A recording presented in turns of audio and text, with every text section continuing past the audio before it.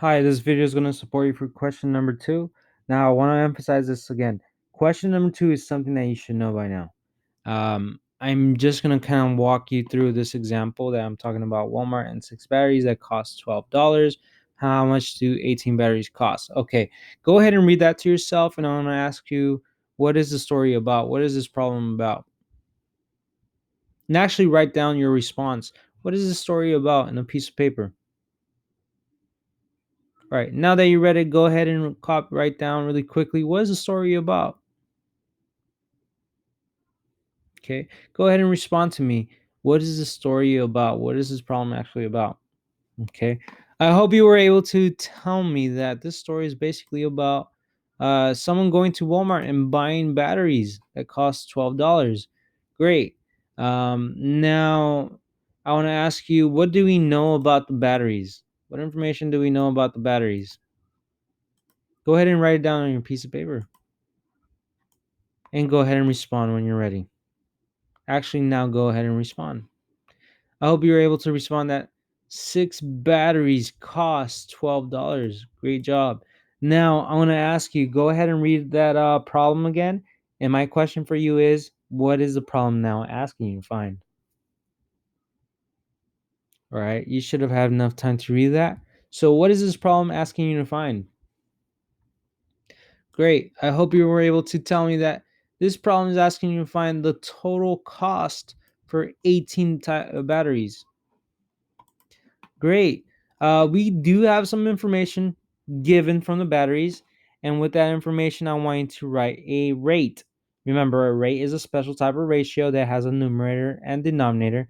And the numerator and denominator have descriptions. Just want to emphasize that money, when we talk about money, it's typically on top. So $12 will be on top of the rate. Now, our bottom number will be 6. 6 what? Batteries. Okay, great. This is helpful information to solving this problem. Yet, we don't have something that we can manipulate. What I mean by that is we need to find first the unit rate. We need to find the unit rate.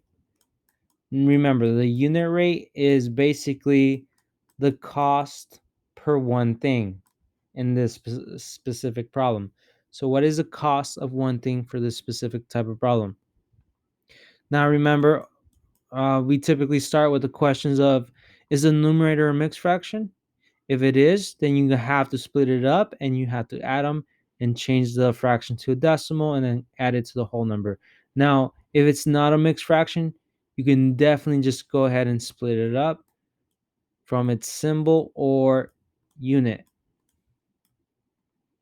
Great. Now, the denominator, is it a mixed fraction or a fraction? And no, it's not. Now, if it's a mixed fraction, you have to split up the whole number from the mixed fraction and change the fraction to a decimal and add it back to the whole number. Now, if it's just a fraction, you could just definitely just change it to a decimal. But since it's just a number, you're going to split it away. Now we have the dollar sign on top of the letter B for batteries. And now we can just definitely go ahead and plug it in our calculator. And you will find out that you're paying $2. Or actually, let me erase that because that's not the correct procedure. You have to follow this procedure, by the way. There's a reason why I taught you this. Dollars over B. We have $2 over B. That doesn't really tell us much. You need to change it to a fraction, and move over the dollar sign in front. So now we're talking about $2 for one battery. Great. We know that if we want one battery, we're ending up paying $2. But now we want to go back to the problem. What is the problem really asking you to find? It wants you to find the total cost of 18 batteries. Now you could add this number to the $2 over 18 times, but there's a simpler way of doing this. We know that we pay $2, we get one battery. So like I said, you could add the number 2 18 times, or you could use another form of operation that could give you the solution. We're going to go ahead and use the multiplication because it's associated to addition. So if we multiply the top and bottom by the number that we're interested, which is 18 batteries, we will get information about those 18 batteries. And we know that 18 batteries will cost us now 2 times 18, and actually go ahead and multiply those out, is $36 for 18 batteries. So you're paying the total cost of $36 for those 18 batteries.